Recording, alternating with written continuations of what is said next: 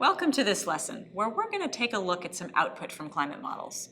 So, what do we get out of climate models, and how might that information be useful? Well, if we're using climate models to look into the future, we get estimates of different climate variables, like temperature or sea level, at times in the future, and those estimates represent a range of possibilities, with some values tagged as more likely than others. The future isn't entirely unpredictable. Some outcomes really are more likely than others. First, we'll look at how well climate models do. Here's one example of checking model output against observations.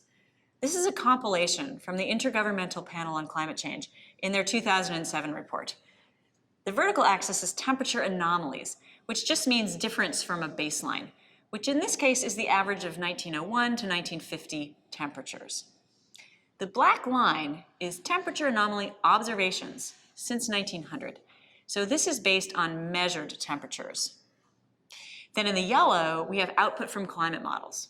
There are actually 58 different yellow lines, and these are model runs from 14 different models, each of which was constructed somewhat differently, with different assumptions in the models and different choices for parameterizations. The red line shows the average of all those yellow model runs. One thing to note is that the red line from the models tracks the black line, which is from the observations, pretty well. They don't agree every year, but the trends over this time period do agree. And there are actually good reasons that they don't agree every year. There's natural year-to-year variability in the climate system, so that temperatures do go up and down around a longer-term average. The climate models do actually reproduce the nature of that year-to-year variability, just not the exact timing. However, if there's a particular known event that influences the climate, and if that event is included in the climate model, they do a good job reproducing the timing. The examples shown here are the 4 vertical lines, which represent the times of 4 different large volcanic eruptions in the 20th century. Volcanic eruptions emit sulfates into the atmosphere, which are reflective and therefore cause temporary cooling, which is seen both in the observations and the model output. Cooling after each of these eruptions. Another important point to make here is that a single run of a single model is less compelling than multiple slightly different runs of multiple models with different approaches to modeling. Modeling projects now incorporate multiple models and multiple runs with different combinations of values for different variables in order to capture the probable range rather than choosing just one. This approach helps increase our confidence in the model output. If the models can reproduce historical observations, then climate modeling can help with sorting out attribution for climate change. One clear hypothesis to test is whether or not the observed changes in climate can be accounted for solely by natural factors. The 2 main natural factors are solar variability from sunspot cycles, which change the amount of incoming solar energy by a little bit, and volcanic eruptions, which, if they're big, cause short-term cooling.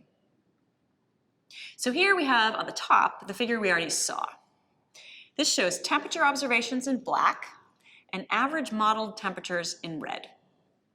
These models were run using inputs that included solar variability, volcanoes, and also human activities. The bottom plot, though, shows the model output when the models only included solar variability and volcanoes. The story here is that if global temperature changes over the last several decades were driven by natural variability of the sun and volcanoes, we would have seen a small cooling, that's the blue line, rather than the warming that's actually observed. When human activities are included in the climate models, like in the top panel, the models consistently reproduce the observed warming. Keeping on the temperature theme, back in 1988, James Hansen produced some projections of what future climate might look like. And now time has passed. More real-world observations have been collected, and the fact that there's a model projection done back in 1988 allows us to have a look at how well those projections ended up matching reality. So imagine yourself in 1988, thinking about the range of possibilities for the future, or imagine yourself now creating projections for the future. What range of possibilities would you generate? So back then, Hansen gave 3 future scenarios. The scenarios represent different human CO2 emission pathways. In scenario A, the model was told to assume exponential growth in emissions. In scenario B, the model was told that the growth rate in emissions would slow down and the rate of increase would stabilize, but emissions would still increase. For scenario C, the model was told that greenhouse gas emissions would decrease starting around the year 2000. So, how'd the model do? It turned out that as time passed, our actual greenhouse gas emissions came closest to following scenario B. So, have a look at scenario B. The temperature projections for scenario B are a bit higher than the actual observations turned out to be. Okay, so why is that? Remember that climate models are constructed by people, and they are continually revised based on new information. Hansen's 1988 model used a fairly high value for the climate sensitivity, which you'll recall is the temperature change that happens in response to a change in energy after the system has reached equilibrium again. The typical central value for climate sensitivity, which we're using in this course, is about 3/4 of a degree Celsius for every additional watt per meter squared. Hansen's 1988 model used a higher climate sensitivity of about a full degree per watt per meter squared, so the model did produce higher future temperature estimates. One way we can interpret this comparison is that perhaps Earth's climate sensitivity really is closer to that central value of 3/4 of a degree per watt per meter squared. Keep in mind, however, that it hasn't been a tremendously long time since 1988, and it will be worth re-examining this comparison again in the future.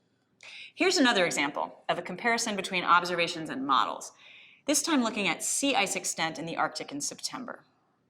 We saw the observational data here before. That's the red line, and we've added 2 more data points for the record-breaking years of 2007 and 2012. The model output is in blue, with the light blue band showing the range of 18 model projections for Arctic sea ice, with the average of the models indicated by the darker dashed line. This comparison shows that although the models agreed with the data in the early part of the record, the 1950s, 60s, and early 70s, the models don't do a very good job projecting the real observed rate of sea ice loss in the past few decades. The models do show a decline, but they're conservative in that they don't show nearly as steep a decline as actually occurred. So, faced with this kind of mismatch, modelers need to go back and ask what processes were not as well represented in the model as they could be. And here's an example we've looked at before, the IPCC projections of sea level made back in 1990 and how those projections have fared.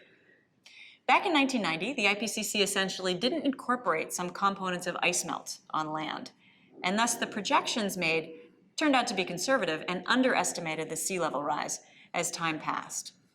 And we saw something like this in an earlier lesson, data from just the past 4 decades. They were maps of average surface temperatures, which showed that each successive decade was warmer than the last. Have a look at this animation, which comes from NASA. In about 36 seconds, it shows a global map of temperature changes from 1880 through the present, then modeled on out into the future up to the year 2100. The orange and red colors are warmer than the baseline, and the blue colors are cooler than the baseline. In particular, see if you can pick out patterns. What part of the globe is warming most rapidly? Compare the land to the ocean. What we see in general is a continuation of the observed faster warming at northern high latitudes and more warming over land than ocean. The frames in this animation that are in the future are data against which we can check the model once the future's here.